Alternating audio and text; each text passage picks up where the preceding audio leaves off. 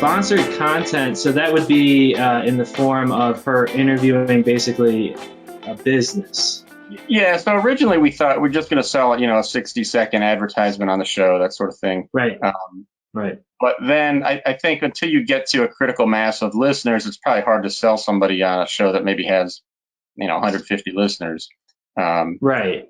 And so we thought, all right, well, maybe we give them a little bit more of a platform to talk about, our thought was we'll pick an issue, we'll find a sponsor that is interested in talking about that issue, and then find somebody else that we just want to talk to get insight on that issue.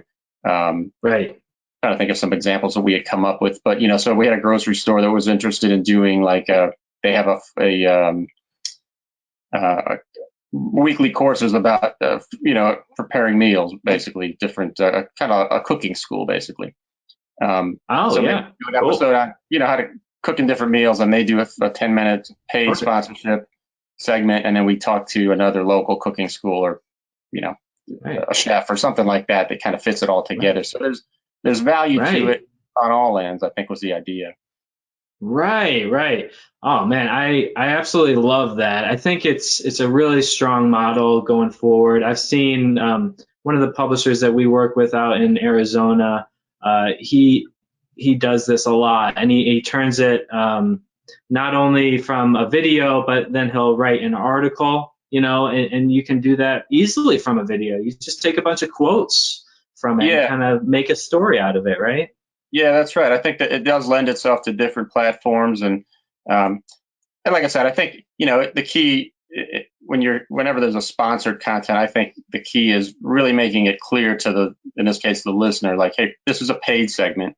We're not trying to present it as anything else, but we're also not just trying to go chase the dollar. I mean, we want a segment that actually makes sense. That's going to give them some relevant information.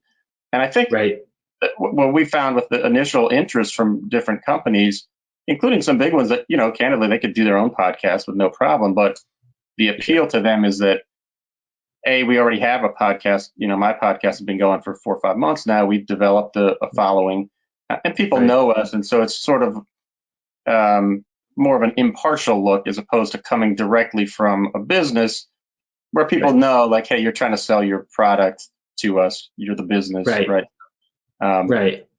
So I think that was an appeal to a lot of these folks. And candidly, a lot of them, even though they have time and money to do it, they just hadn't done it yet for whatever reason. So exactly.